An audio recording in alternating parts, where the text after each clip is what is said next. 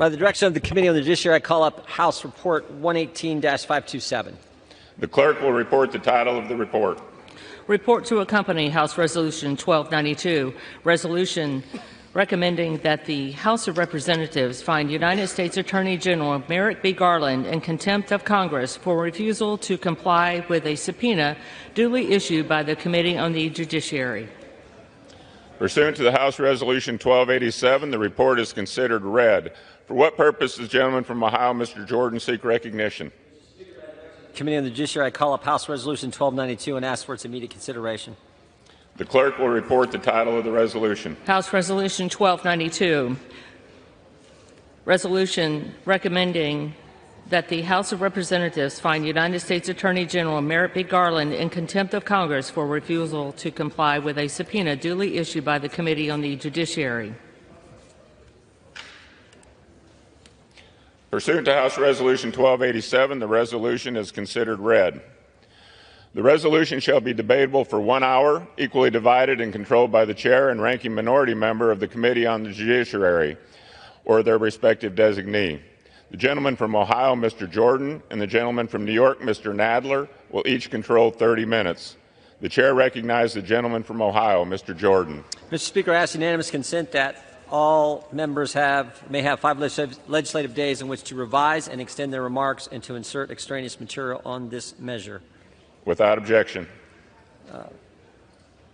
Mr. Speaker, I yield myself such time as I may consume. On page 1 of his report, Special Counsel Herr said President Biden, quote, willfully retained and disclosed classified materials after his vice presidency when he was a private citizen. Joe Biden not only kept information he wasn't allowed to keep, he shared it with people who weren't allowed to get it. And on page 231, the special counsel told us why President Biden did this. He said, quote, President Biden had strong motivations to ignore proper procedures for safeguarding the classified information in his notebooks. He had decided months before leaving office to write a book for which he got paid $8 million. So we have motive, an $8 million motive. We have the elements of the crime: knowingly keeping classified information, knowingly disclosing classified information. But despite all this, Special Counsel Herr declined to recommend prosecution for President Biden because Joe Biden is, quote, a sympathetic, well-meaning elderly man with a poor memory. On page 207 of his report, Special Counsel Herr said Mr. Biden's memory also appeared to have significant limitations, both at the time he spoke to the ghostwriter, Mr. Zwanitzer, in 2017, as evidenced by their recorded conversations, and today as evidenced by his recorded interview with our office. The committees need the audio recordings to determine whether the Justice Department appropriately carried out justice by not prosecuting the president. Because remember what they told us. Justice Department said, we're going to operate independent of the White House. They said, we'll be impartial, independent arbiters of the facts. Okay, maybe so, but what we do know is this. One former president's being charged, Joe Biden's not being. We think we're entitled, actually, we know we're entitled to all the evidence and the best evidence. And the transcripts alone are not sufficient evidence of the state of the president's memory, especially since the executive branch has a history of changing transcripts. We saw this in late April. The transcript the White House put out didn't match the video and audio recording of President Biden's speech. And only after the White House was caught did they change the transcript. And in that case, and in this case, the audio recording is the best evidence of the words that President Biden actually spoke.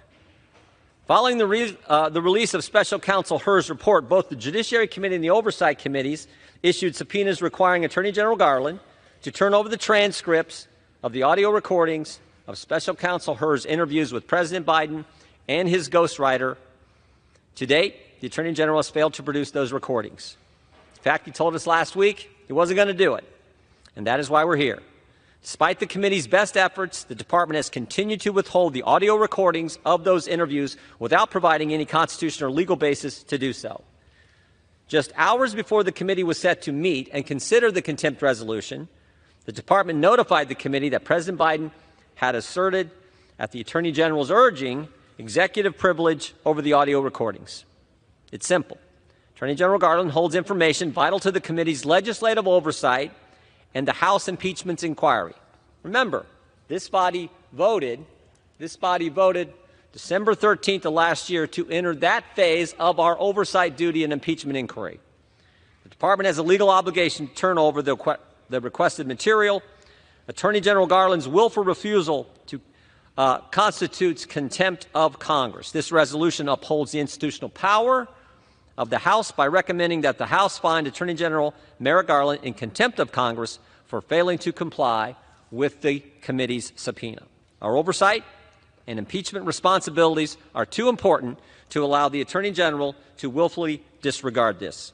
I urge my colleagues to support this resolution, and we reserve the balance of our time. Gentleman from Ohio reserves. Members are reminded to refrain from engaging in personalities towards the President.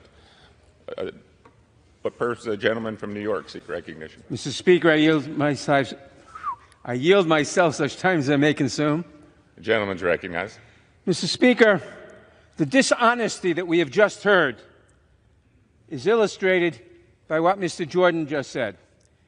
His selective quote from Mr. Herr's report. He said, "Our investigation uncovered evidence that President Biden willfully retained and disclosed classified materials after his vice presidency when he was a private citizen." The report does say that. But he neglects a sentence, a paragraph later. However, for the reasons summarized below, we conclude that the evidence does not establish Mr. Biden's guilt beyond a reasonable doubt. That is deceptive. Secondly, as the majority well knows, the President asserted executive privilege in this matter.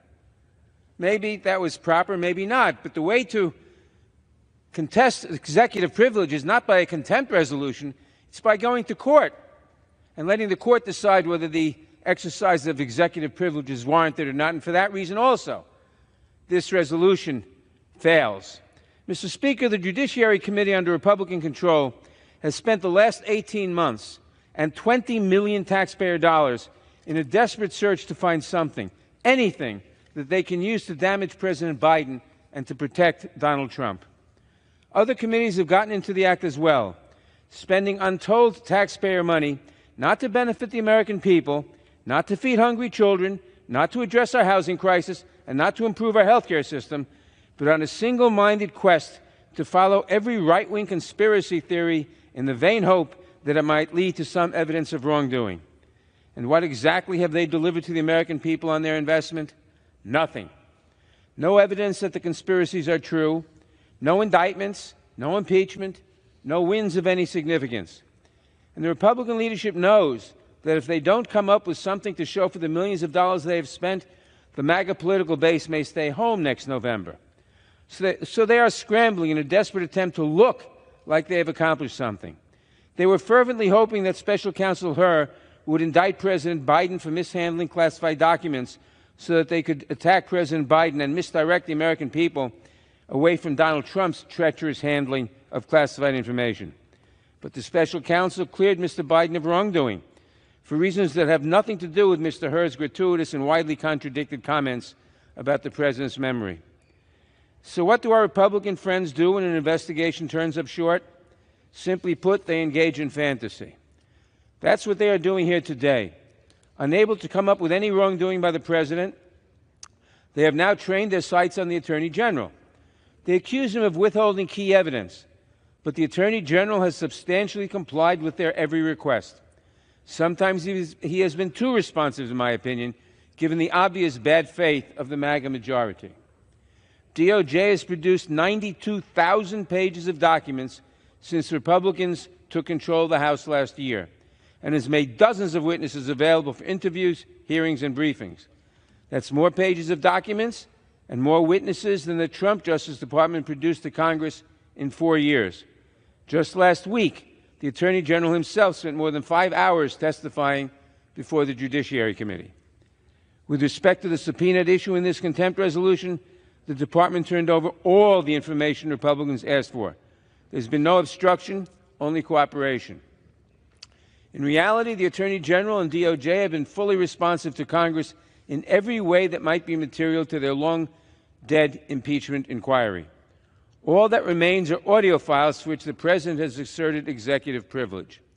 In a letter to Chairman Jordan and Comer, the Department of Justice noted that producing the audio recordings would, quote, raise an unacceptable risk of undermining the Department's ability to conduct high-profile criminal investigations, in particular with investigations where the voluntary cooperation of the White House officials is exceedingly important, close quote. The chairman claimed that they need those records to understand the pauses, pace, and tone of the conversation. This is absurd and clearly pretextual, and in any event, it does not outweigh the substantial concerns expressed by the President and the Department. Moreover, with respect to the recording at issue in this report, a complete certified transcript has already been provided to both committees. And no credible allegation has been made that these transcripts have been altered in any material way. The only thing that has not been produced is the recording itself, something that in the wrong hands can be easily manipulated. That is not an idle concern. Deepfakes and misleadingly edited videos and recordings have proliferated in recent years. Last year, a witness testifying in a closed-door deposition told us that she was the victim of a manipulated video made by a third party but shared widely by the Republicans on the Judiciary Committee, who refused to take down the video even after it was abundantly clear that it was manipulated. That video contributed to a flood of death threats against the witness. This isn't really about a policy disagreement with the DOJ. This is about feeding the MAGA base after 18 months of investigations that have produced failure after failure. Like most of the bills House Republicans have pushed on purely partisan lines, this contempt resolution will do very little, other than smear the reputation of Merrick Garland, who will remain a good and decent public servant no matter what Republicans say about him today. This resolution may boost Donald Trump's spirits before his sentencing, but it will almost certainly not convince the Department of Justice to produce the one remaining file in question. Like the broader impeachment effort before it, this contempt resolution will have been a partisan stunt, destined to fail from the very start. And as I said before, if they were really interested in getting this recording, they would contest the assertion of executive privilege in court, not bring a contempt resolution against the Attorney General. The American people actually need us to do important work. I'm tired of these games, and so are the American people. I urge my colleagues to oppose this measure, and I reserve the balance of my time.